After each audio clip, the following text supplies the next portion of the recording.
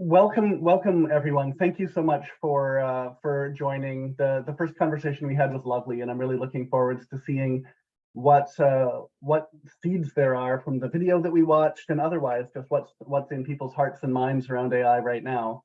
So a very quick description again. This is AI and Us, a human conversation.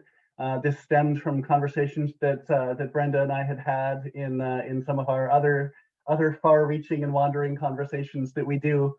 And decided it would be great to bring some people together to have these more human-centered conversations rather than the details, the nitty-gritty from the technological side, and really coming from our own personal experience and story.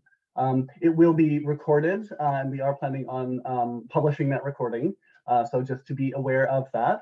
I'll mention that this has been evolving quickly, and it looks like in the summer, we're actually going to be teaming up with a couple of other organizations as well to have a 3-day conference that will be focusing on a lot of the same kinds of material that we're talking about here. So this is, with Brenda and I, we're folks, but we're also representing Thaumazo and the Village. So Thaumazo is focused on human connection-centered project work. That it's a combination of self-organizing, looking at how we can use AI and things like that as emerging tech support for community work, focused on positive impact in the world, looking at things like sustainable development goals and personal growth, things like the inner development goals. And so that's really what kind of brings us here. And I'll turn things over to Brenda. Thanks, Daniel. Hi, y'all. Really great to see you.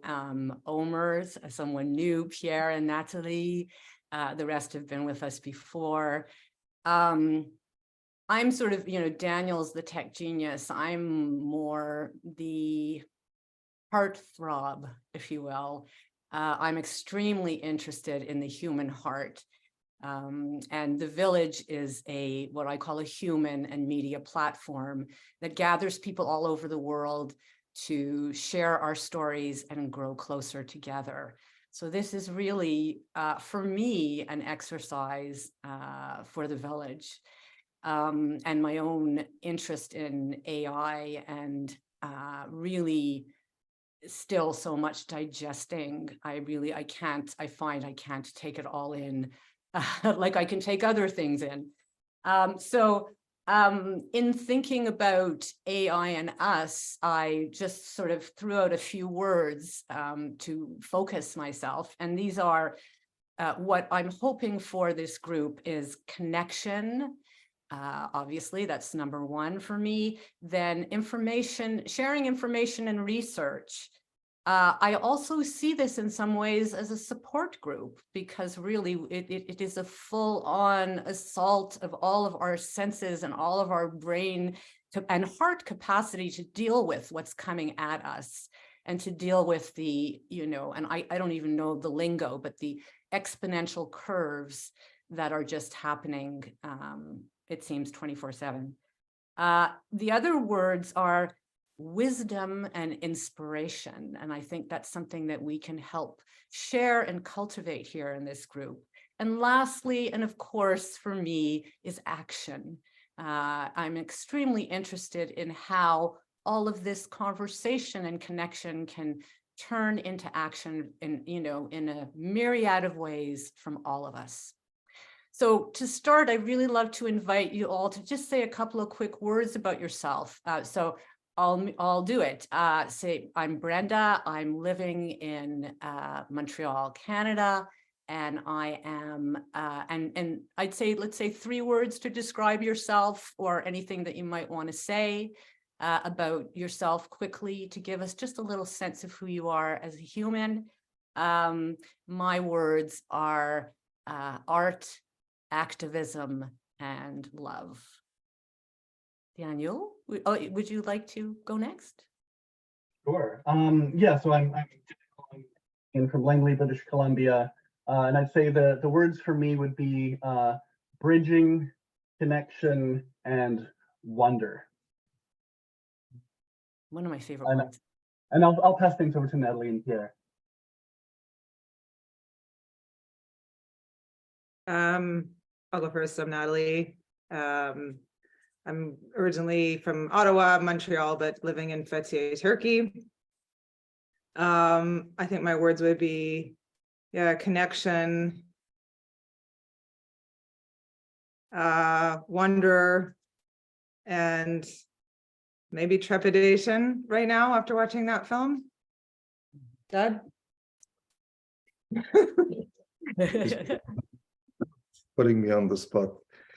I'm also from Canada, Ottawa. Retired tech entrepreneur. If I have to think of 3 words, I would say creativity, technology, and exploration. Excellent. Lalita.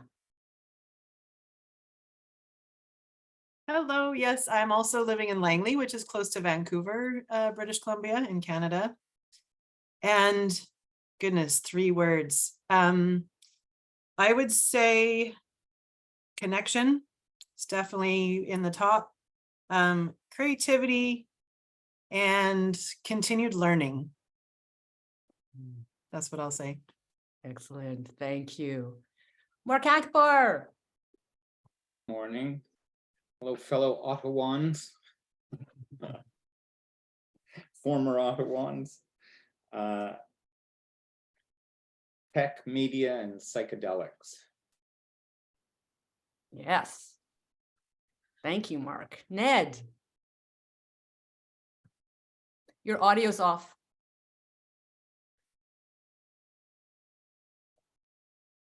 Did you say Ned or Nick? Ned. Oh, Ned. Okay. Although some people call him Nick. Yes. Ed, your mic's still off, even though it shows that it's on. Can't Okay, hear so you. maybe Nick, can you go? Sure. I'm Nick. I'm right here in Vancouver. Just finished as an adult a degree in communication and ecology. And I will. My 3 words are social, ecological wellness. Thank you. And dear Omer. Hi, everyone. I'm Omer. I'm based in Montreal. Sorry, Omer, your voice is very muffled.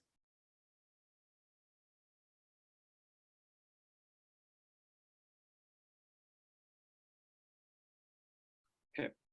Oh, much better. Thank you. Okay, awesome. So clearly these don't work.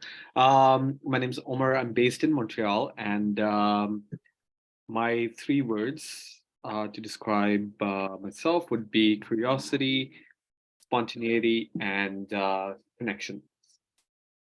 And when I say connections, I'm always curious about connections and always appreciate spontaneous connections as well, because that's what life is. It hits you in the face and then you love it. Beautiful. Thank you, Omer. I'm very struck by how many of us use the word connection, right? And that indeed is really so important here as we face the machine, right? And for me, that's, strengthening our connection to each other is so much what this is a part of. So how about we just get started? We're a reasonably small group here. So Daniel, do you want to start and just sort of talk about your feelings, thoughts around the AI dilemma, anything you might have to say? And we'll just sort of, everybody will get a chance if you want to say anything about the film, and if you have any questions or anything, we are here to dig in.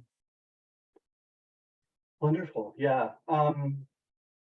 It's funny. I'll start by saying I remember hearing, probably many of y'all know that story, that when they were getting near the end stages of the Manhattan Project and they were deciding whether or not to go ahead with physical testing, that the scientists said, we think there's about a 16% chance that this may chain react to the atmosphere and be the end of life.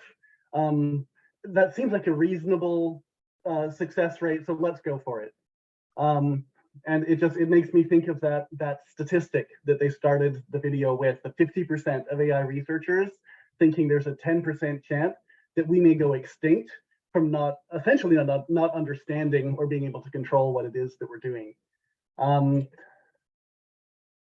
that sits with me. It really is this amazing potential for so many different things, good and bad. The other thing that really strikes me is in a walk with a friend recently was talking about, we as humans, it seems like the last 50 to 100 years of our story so much is here's what it is to be human, and this is how we define ourselves. And then those things get automated, and we say, well, no, wait, this is what it is. We can play chess. No, wait, we can read books. No, wait, we can write poetry. And I think what will be interesting to see, I hope, is where it comes to wisdom and then where it comes to ethics, and where the next challenge being where we have AI that is able to say, based off of what you're doing, like it feels like this is the stuff that you're saying you want to be doing. It feels like this is how you want to be treating each other. Here's ways to make all of that work, and being challenged in our own ethics and wisdom. That right now we're at the place where really it's the ethics and the wisdom that is the center point for us. And my hope is that we can move out of, I have a lot of fear and a lot of anxiety around the velocity and both the speed and the angle that we aim our effort towards dark patterns and bottom line and all of these different pieces, and the phenomenal amount of psychological knowledge and deftness and subtlety and nuance, which we aim towards such depressingly coarse and destructive functions. And my hope is that, I have a lot of hope that this is going to help wake us up into the fact that we have to aim things differently. We really have to wake up to that. The last piece that kind of pops for me in this moment around that, I love the analogy that was in the video around, they talked about with basically biometrics being something that can easily be faked now, your speech or any of those things, that every single system that relies on content is no longer secure. And that it's the equivalent of all of a sudden making every lock no longer a lock. And I think that it's such a great mixture of something that's scary and something that is such an opportunity for us to reevaluate and reconsider. If we woke up one morning and there were no locks on anything, how would we react and how could we react to that? So those are some of the pieces that are there for me. Thanks, Daniel. Wow. Yeah. Would anybody else? Lolita, Yeah. please. Yeah. The part that blew me away was when they, showed an image of someone's brain essentially, and it essentially could read the thoughts. Yeah. Like the visual of how close the giraffe visual was to the actual picture. I couldn't believe it. And then when they were talking about being able to figure out who's in a room just from the, yeah, I had no idea the extent to which this is now able to go. Like I knew that it was deep, so to speak, but this video provided so much information, and it's just left me with wanting more information, because I mean, this is definitely something that general public don't know about. I certainly didn't, and I'm interested. So I think there's, like anything, starting with accurate information and education. And Daniel, what you were saying about wisdom, I mean, I know we've had talks about this, and I come from a humanities background, and I was at a conference a couple of years ago during COVID where it was Humanities for the Anthropocene, where we were talking about, like, what is the purpose of the humanities? Because in universities, the humanities are often under threat for funding and everything, because there's sort of like, well, why are you here? And so there was this story that came up as part of the conversation, and I think it was linked to as a Buddhist parable or something. But there's a man whose house is burning down. He has a whole bunch of kids inside. He can't carry them all out himself. He's trying to he reasons with them. He explains what's going on. He coerces them. He threatens them. He does everything he can to try to get his kids out of the house. And finally, the way he gets them out is by promising them better toys than the ones they have inside. And so it just made me like, there needs to be like they said in the video, what do we want? And I think even on a personal level, sometimes, like as an individual who's going through massive life change right now, for me to ask myself, what do I actually want?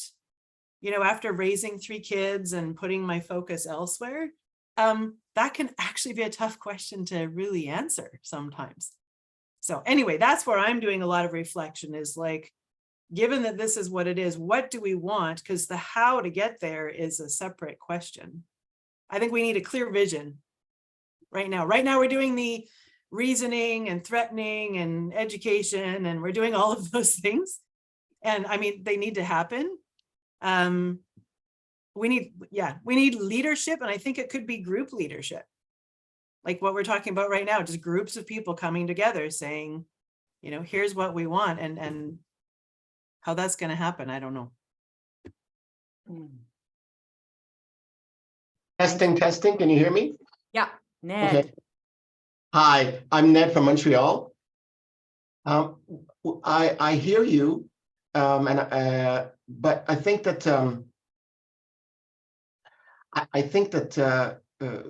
you know, I've been personally very interested in alignment.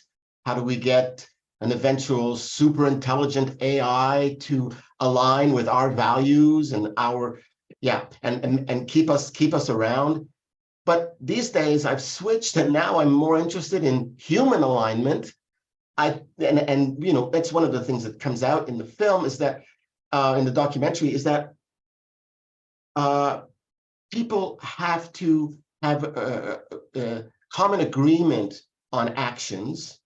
And I mean, otherwise, I think that society will force, for example, the different AI companies, the giant AI tech companies, society will force them through litigation, for example, to adhere to certain rules of behavior, and more importantly, for responsibility for what happens with the use of the technology that they are so easily putting out there.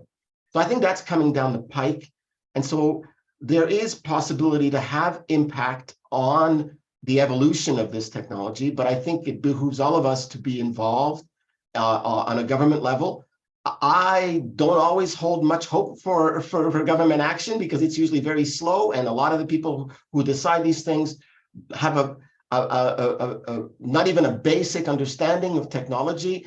And yet we know that there are younger politicians, there are younger people getting elected, they're more up to date. And so we need to help, we need to put pressure on them in order to rein in somehow, you know, or if possible, if it's not too late, to rein in some of the behavior that I would qualify as Moloch behavior, where it's basically king of the hill plus whatever you're using, I need to use.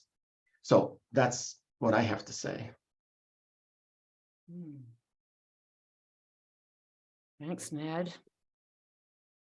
Anybody else like to share some thoughts about the film, about what we're talking about here? I'd share a quick thought. Just to make sure to take, while the film raises a lot of good points, you know, they do err on the side of a bit of sensationalism. And there's it is good to get a critical view. The statistic they post about the researchers, 50% saying 10% chance.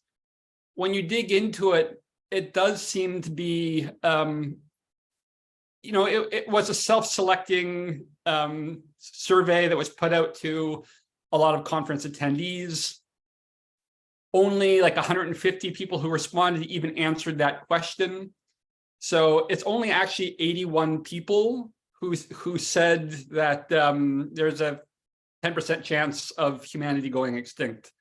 So while it is, there's something significant about it, that don't take it or some of the other things they say, take it with a grain of salt. So when they say that 50% of researchers, that's really not what, what you can draw from the survey. And it's a bit unfortunate that they didn't make that more clear, like give more context to what the survey was. So yeah, I just want to put that out there, that to consider it, but big grain of salt. Thanks, Nick. And I'd like to, okay, Ned, to respond. I just want to say something about that, which is that while I agree with you that they're probably overblowing the potential for a human extinction in the next foreseeable future, it doesn't have to kill us in order to make our lives pretty miserable, especially when we enter what a lot of people are calling a post-reality phase.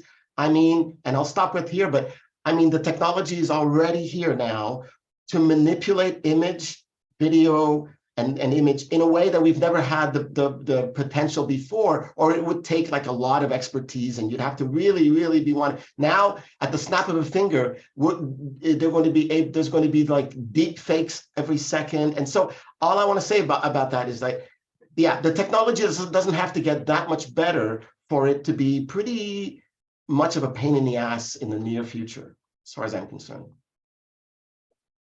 Thanks for that, Ned. And they call it in the film, I think, synthesizing reality, the total decoding and synthesizing of reality.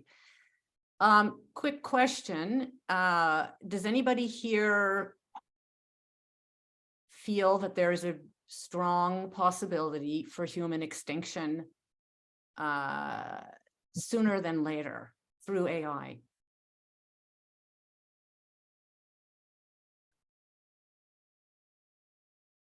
I'm going to ask you, Ned. Yes, thank you for raising your hand. Oh boy. But it's, I don't think it's going to come necessarily from a large language model. I think these things are still very, very, very sophisticated, autocomplete. So, but could we be just one more technological leap, technological tool that we haven't invented yet, but that maybe the language models are going to help us invent? But are we just one more invention away from it? Probably. And then does it mean the extinction of the human race? Who knows? Who knows? Nobody knows. Partly because we don't know if when this technology reaches the level of human intelligence, whether it's going to blow right by and become a million times smarter than us in a short time, or whether it's just going to slowly get smarter and help us along, and et cetera, et cetera. So, but do I think there's a potential? Yeah. By the way, do I think there's a potential that we're going to have human extinction by nuclear war before we get there? Yeah, it's possible too. So I'll leave it at that. Lest we forget, what was really preoccupying us a lot before this is the climate emergency. COVID. What pops? Oh, go ahead. Go ahead, Daniel.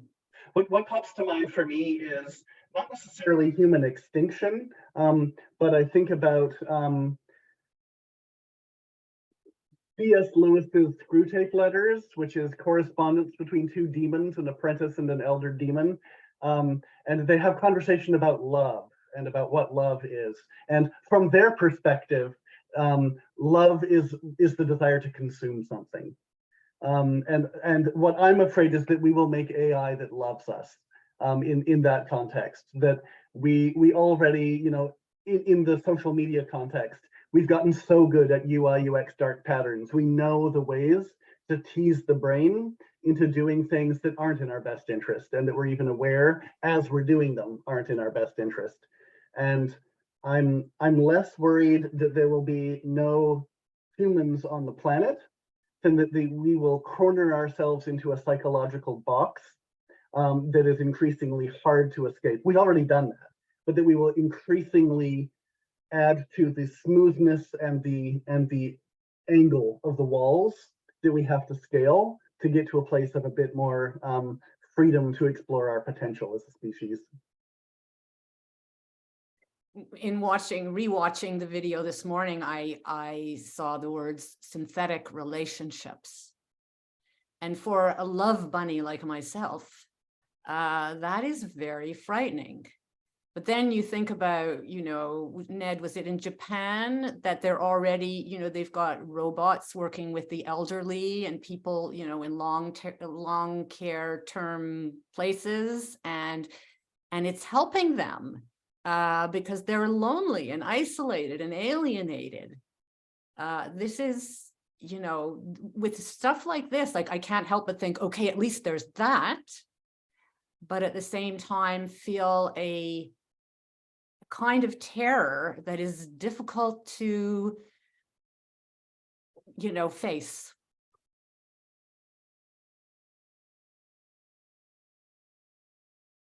Natalie, did you want to say something? That story, I didn't know that about Japan, but it makes me think of another parable, which might also be a Buddhist parable, about the man with the white horse. I don't know if anyone has heard this. You know, the man gets a white horse and all the villagers say, oh, you're so lucky, that's so great. And then his son, I don't know, there's steps to the story, but basically his son rides the horse and the son breaks his legs and can't walk. And all the villagers say, oh, that's so sad, that's so terrible. And then the, you know, army comes to recruit all the able-bodied young men and the son can't go. Oh, it's so great, it's so wonderful. So like in the short term, yeah, maybe having AI bots work with the elderly and long-term care homes is a good thing, but it also scares me because what is it saying about the society at large that even has to happen? What is it saying about, you know, family life and community life that needs to happen? The one thing I wrote down, I mean, I was, you know, I was quite shocked by the film, and I don't have, I mean, I think I've gathered like 1,000% more information about AI in the last 2 days watching the last video of you guys talking and this film than I had before. So I really don't know much, but the one thing I wrote down was, he said, loneliness will become the biggest national security threat. And to me, loneliness is the biggest national security threat. And it is also the biggest climate change threat and the biggest, you know, nuclear war threat. And it's the #1 threat. And people might not agree with me on that, but to me, the fact that we're so separated and separate from each other, which started long before COVID, but COVID exacerbated it, is the root of what's scary about all of this. And I think it was in the last conversation, somebody used the analogy of Star Wars and the Force. Am I right about that? Or did I dream that? I might've dreamed it. But you know, it's very much all I could think about was AI in the same way, that it could be used for good or evil, or if you want to call it that, you know, it could be used for love or fear. I mean, I think that's a better way of understanding it.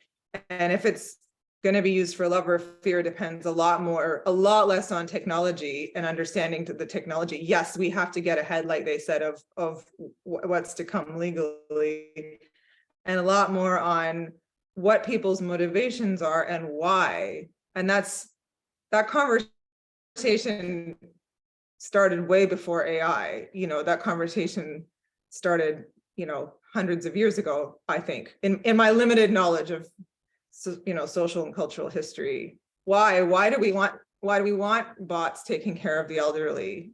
Like, what's going on that needs to be happening in the first place? And why aren't we dealing with that problem? Yeah. Thank you, Natalie. That's exactly what I was going to ask, is like, why are we at a point where the elderly need a robot instead of a human or a dog? Or, I mean, like, why? During COVID, sure, but we don't need to continue with that now. You know what I mean? Maybe there's some places that do, but asking those questions around, like, why is that the situation we were in, and do we still need to be there? Or could we do something different? Ned, I see you wanted to possibly respond to that. Yeah, actually, I think that the problem in Japan, which is now a growing problem, a worldwide problem, certainly in the West, is that there aren't enough young people. The whole generation hasn't had enough children. And so in Japan, the problem is that there aren't enough nurses. There literally aren't enough people to help the elderly, and it's not getting any better because the elderly, thanks to technology and advancements in science, are getting older.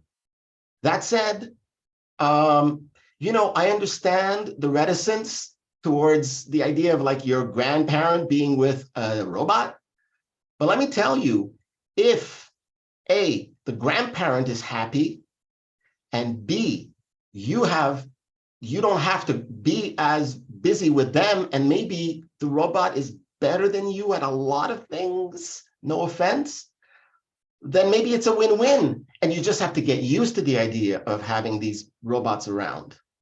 I'm just saying that in the West at least, there is a demographic problem that's just incredibly intense, which is that there just aren't enough people being born. And so there's going to be a huge problem when there's only 3 working people for every 1 retiree. And this is going to happen. It's going to happen here in Quebec pretty fast. And that's going to be a huge issue because, as we know, the healthcare costs go up. So all I'm saying is we might need the robots because there won't be enough able-bodied people to do things. I'm just saying it.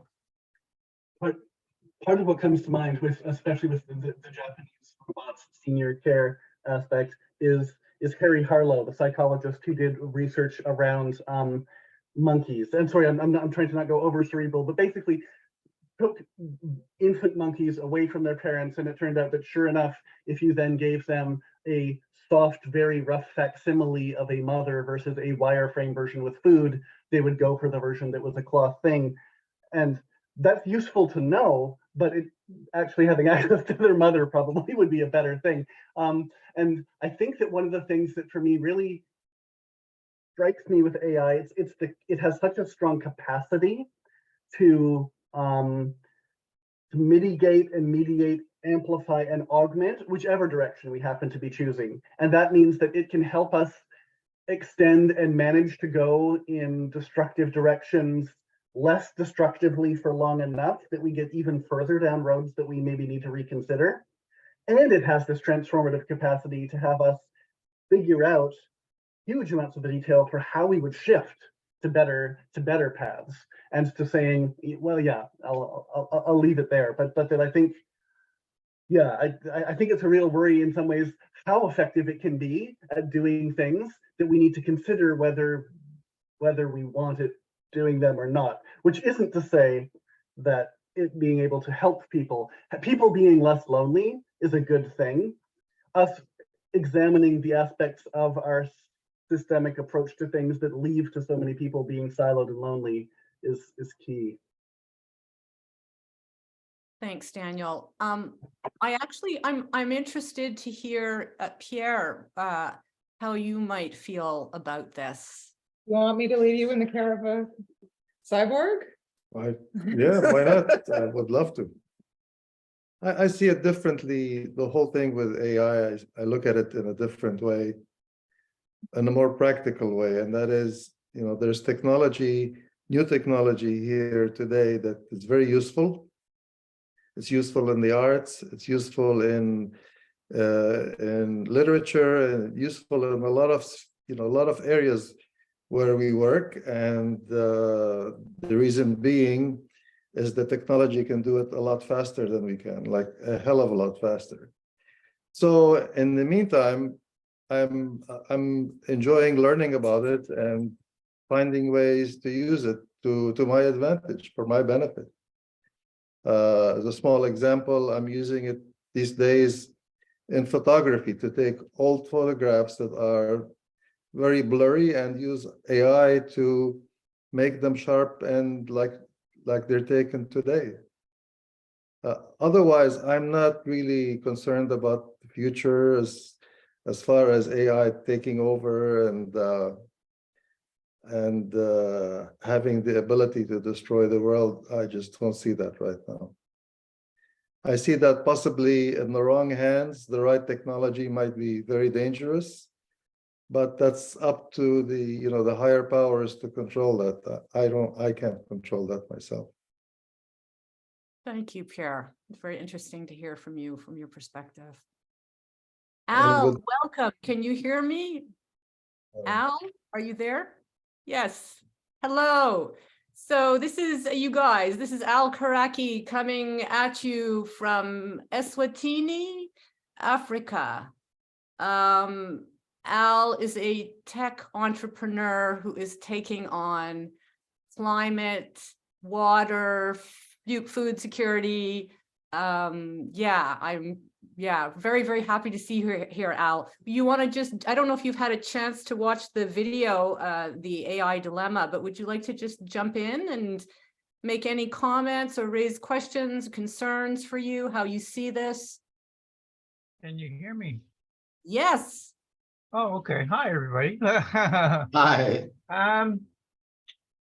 I like AI, actually. It fills a big gap for a lot of the things that I'm doing. I mean, I've got this mega project, and I wouldn't be able to do that without AI. And I'm bringing benefication to 400 million people. That's the estimate of the people we affect with this project. We're pulling out billions of tons of CO2, but in the same vein, we take the plants and the crops that we are growing, about 40 million hectares worth, and we convert that into food, clothing, shelter, medicine, all that kind of stuff. So trying to manage 400 million people and their activities is not an easy task. So between satellites and drones and AI and all those things, it works for us. I understand the kind of moral dilemma. And I think the one gentleman before me who remarked about, kind of out of our control, it is like that. And we have to hope and trust that, reason will prevail and that we all don't go down with the ship. Anything in the hands of the bad guys, COVID as an example, is dangerous. So, we have to just do our best to keep it out of their hand. I think that's all I have to say at the moment, but the conversation is interesting. So thank you very much. Thanks, Al. Al, could you post a link to the name of your project and how we can find out more about it, please? Yes. Okay. In the chat.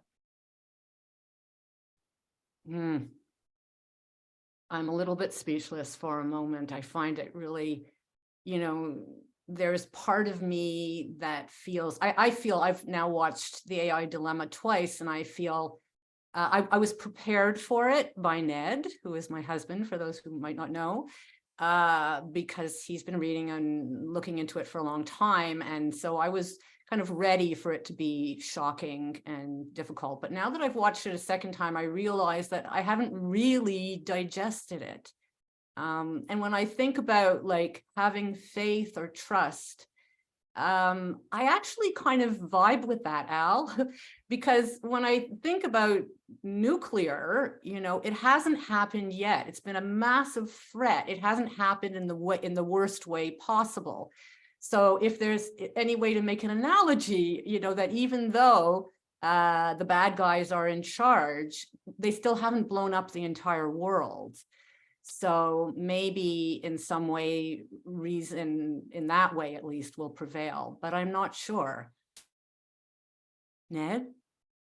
I'd like to touch back on the topic of loneliness with some good news and bad news. So I'll start with the good news.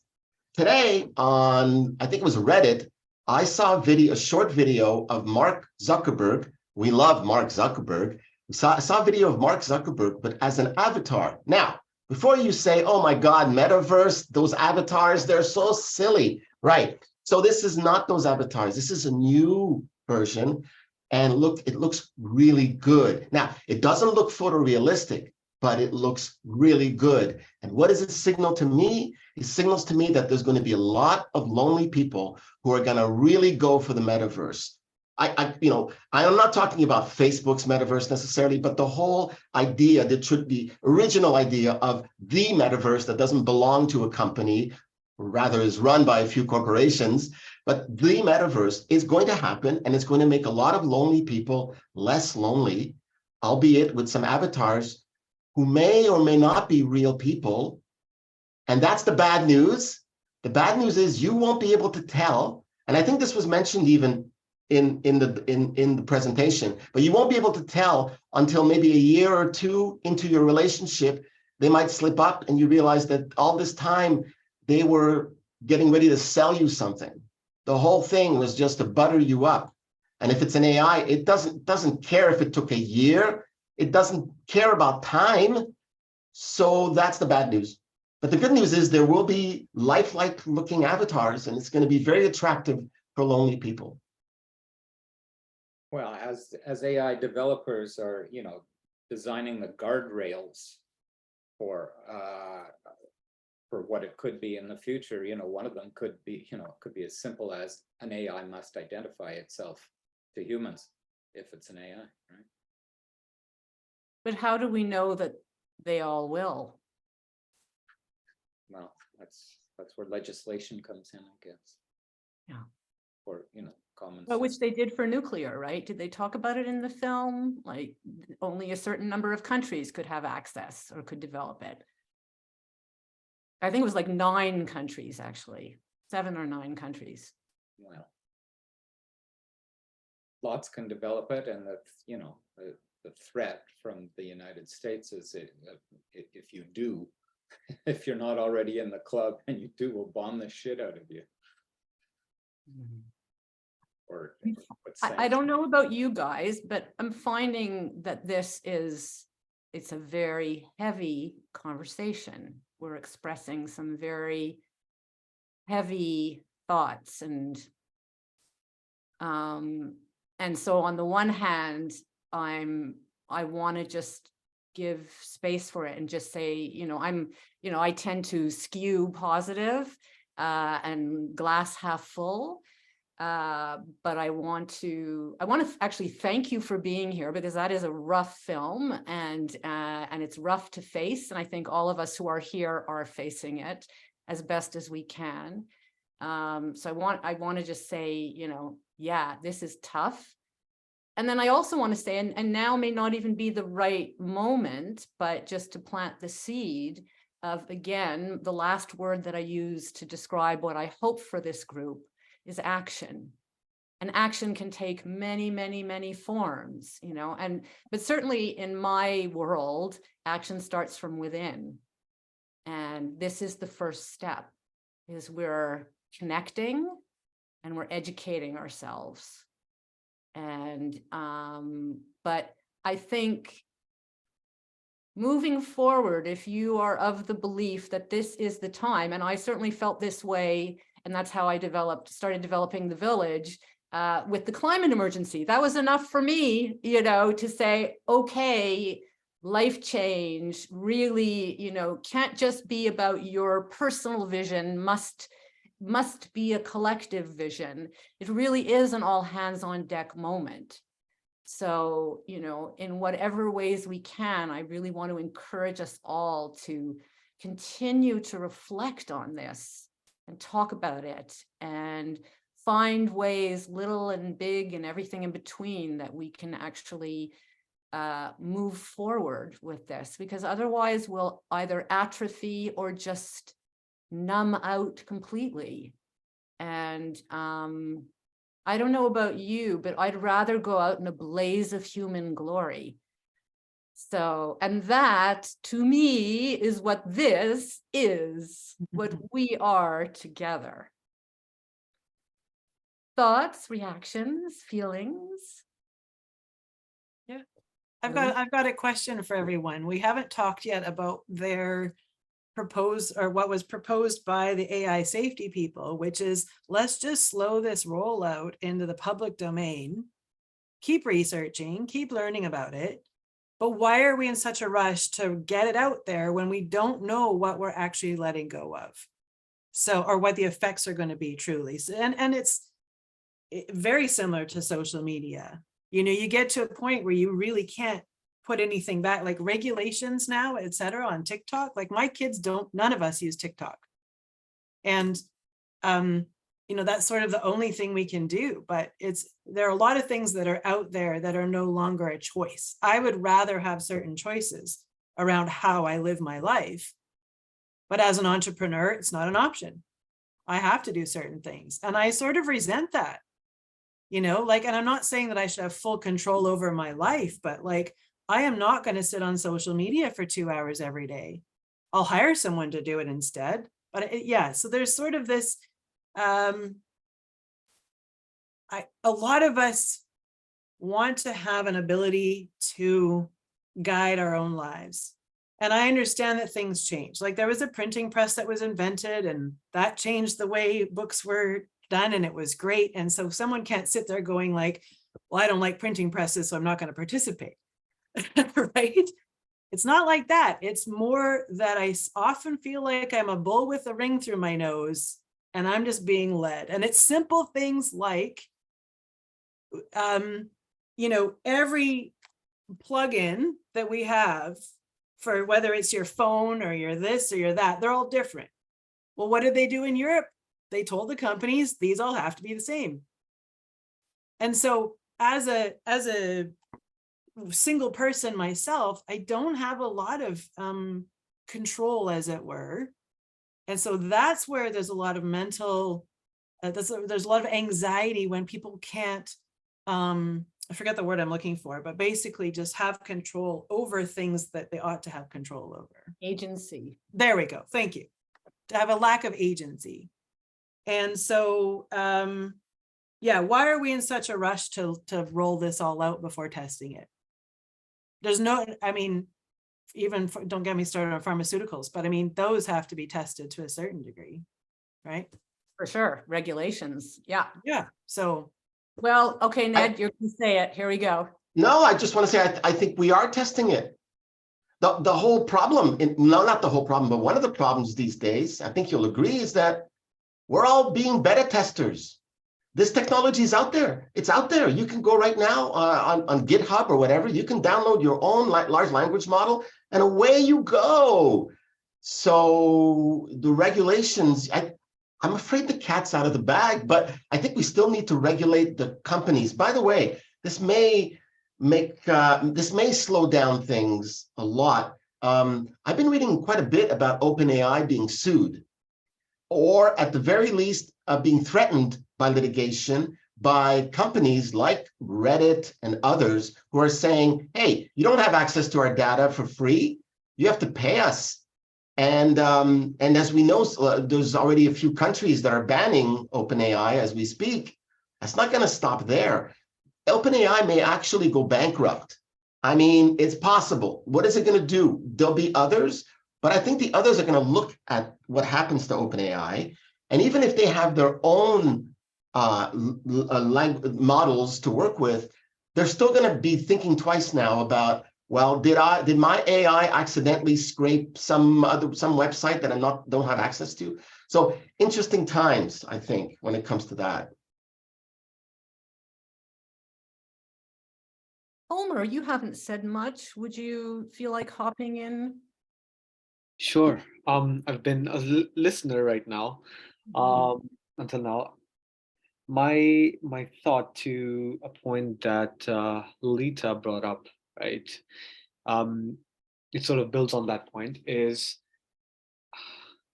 the technologies exist. I think the concern that I have is who's leveraging these technologies and how they're being used, and who is on the sharp receiving end of these technologies. An example I can give to sort of go to a micro level is thinking about food systems, right? Food exists around us, right? But if you give all the food to a food shelter or like a soup kitchen, right? They will, with their purpose is to ensure that everyone gets fed, right? They will give it to everyone, right? If you think of food as technology. But if you give food as it is right now to private organizations, they'll give it to people who can pay for it at different price points, right? And they will remove nutrients from it to give it at different price points as well. And then they will have their partners in pharmaceutical companies that will provide supplements. So it's how, if food is technology, how it's being leveraged, who has control over it as well. I think if we think about AI in that sense, that brings a bit more clarity for me. And I'm looking at, okay, OpenAI has introduced this, all these people are introducing new and new technologies since ChatGPT was introduced. So many other secondary and tertiary sort of products and services were released, but I question who's designing those as well, right? If people are just about like language models or art and everything, or is it more about social environmental causes? So it's not a full-fledged crystallized opinion, but that's been my reflection. That's what I've been thinking about as well. And that was a motivation to attend this session as well, to get more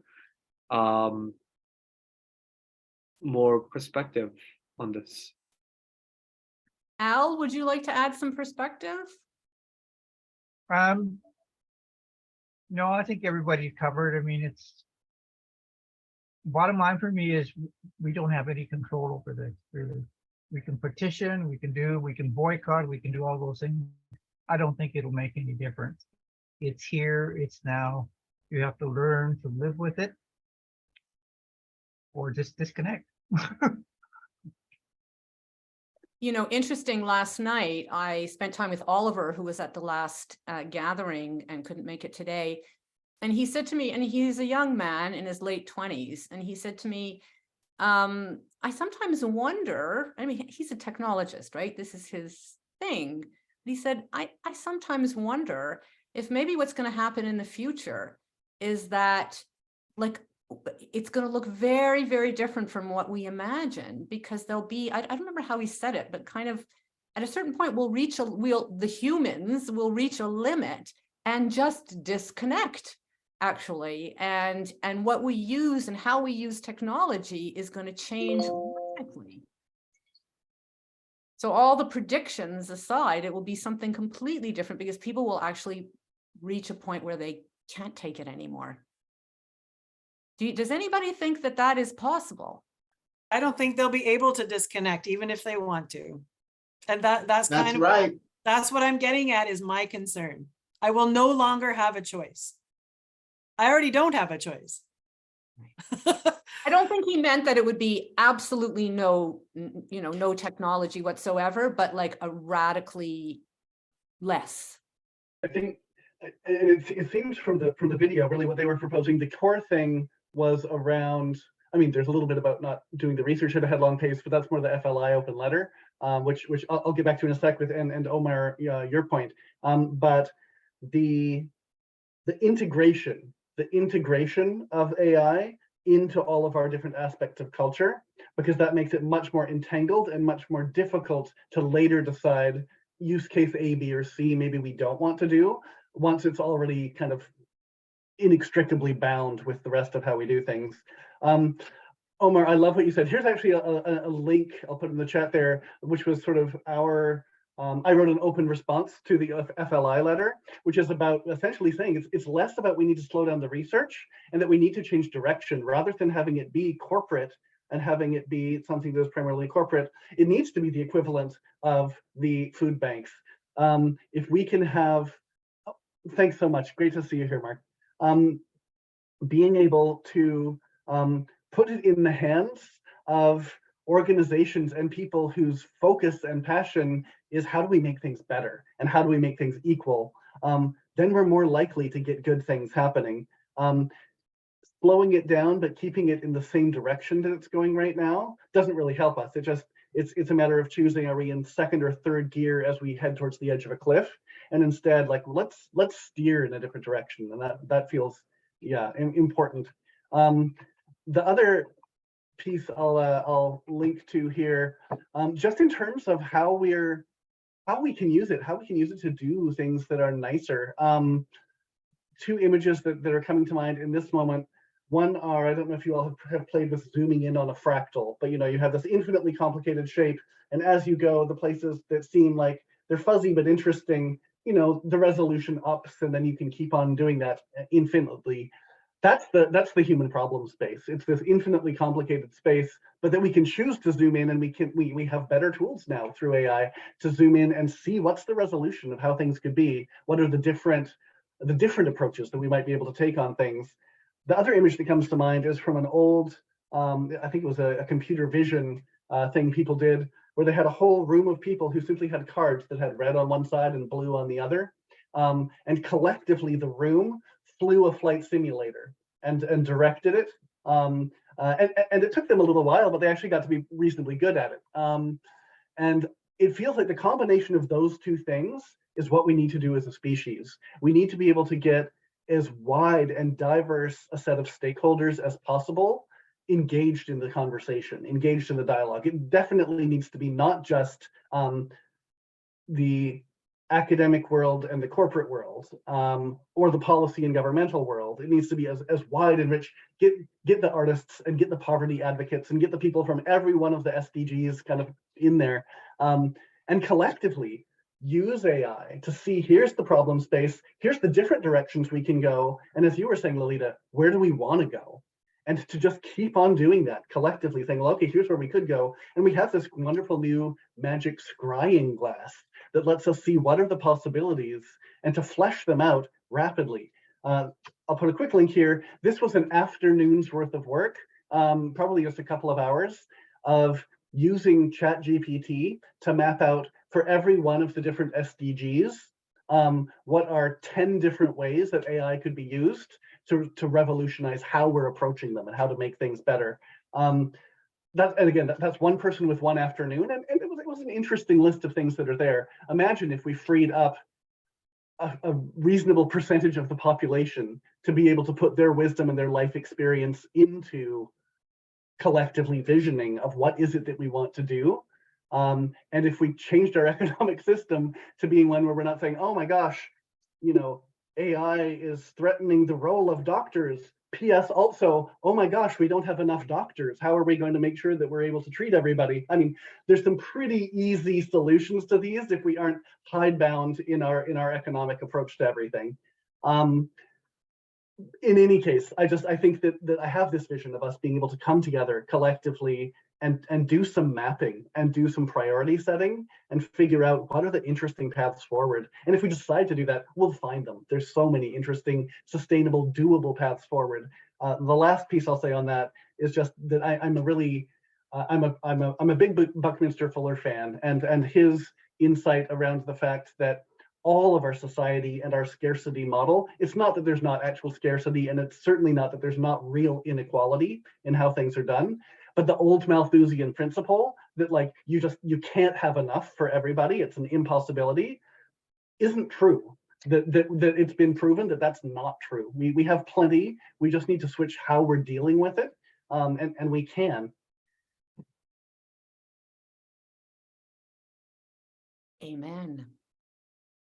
Thank you for that, Daniel. That's a beautiful way to wrap up today's conversation, right, you guys? That was helpful. That was helpful. I'd like to maybe add to that, again, like fully focused human perspective. I don't know if you guys know about Esther Perel. She's a well-known sex therapist, and she's really got all those great combination of attributes that are really propelling her onto the world stage. And she just did a keynote presentation at what's it called? Southwest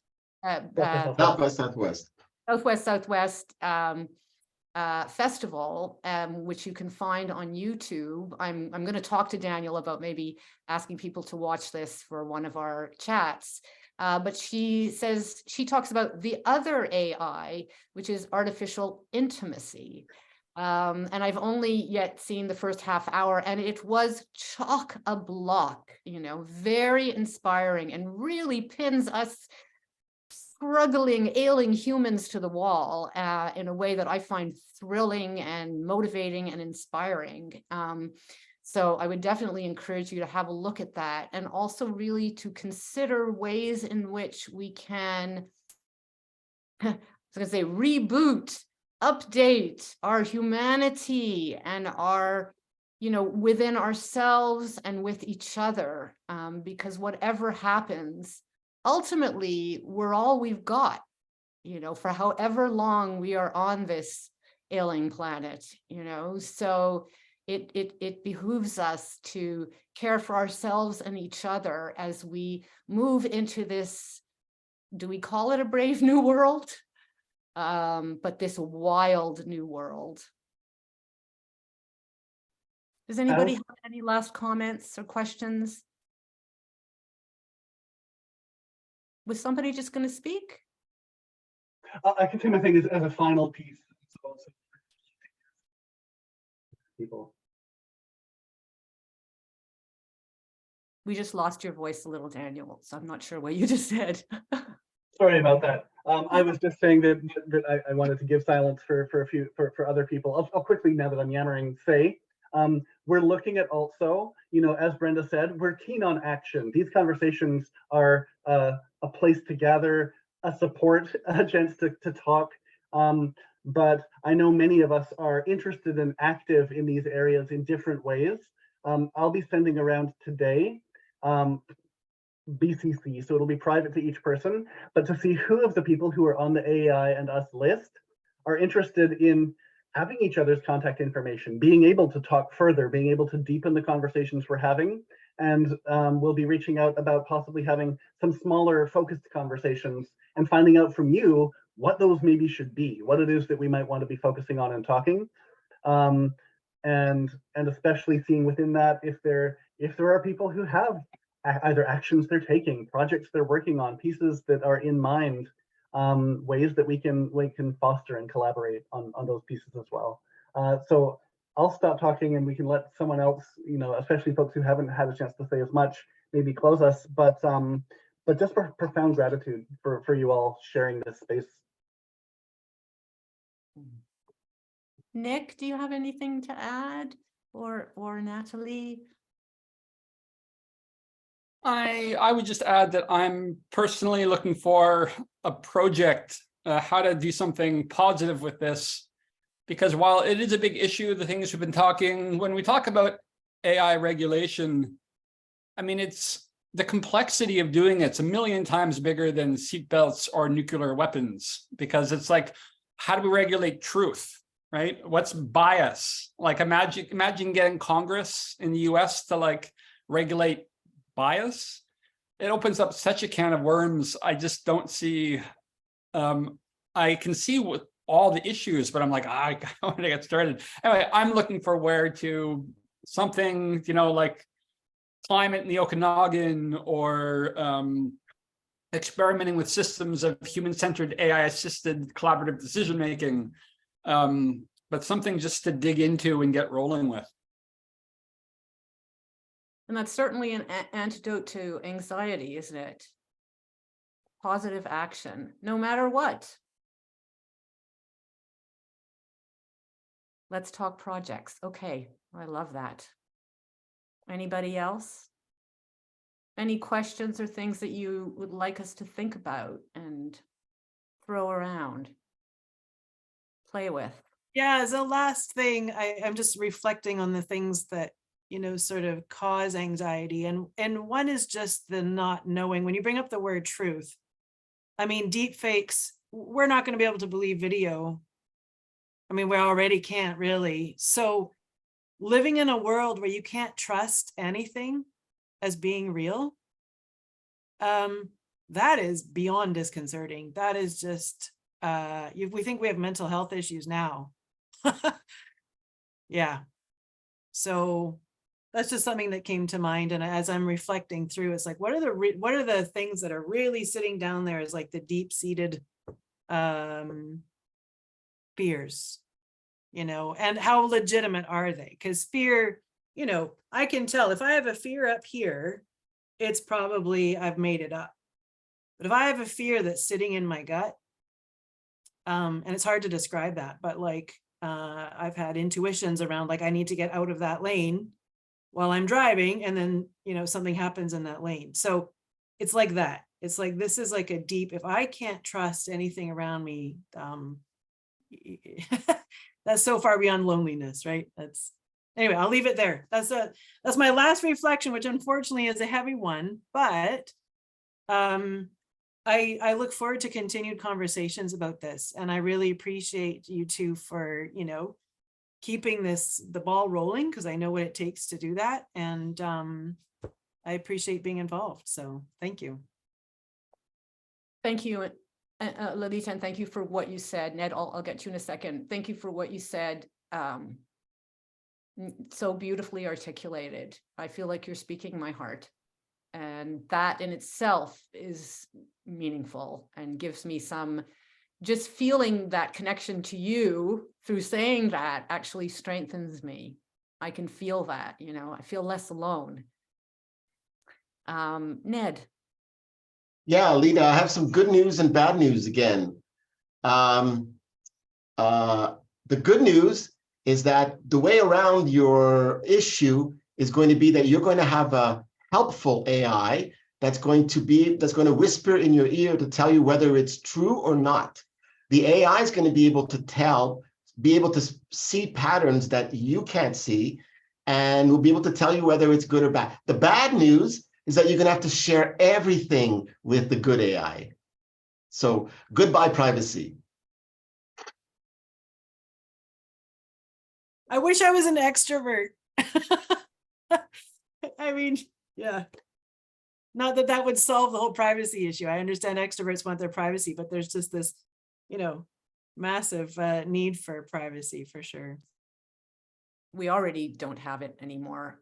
And it's just going to get worse, as Ned says. You know, what just strikes me is that AI might actually propel, it might actually force us to fall in love with each other again.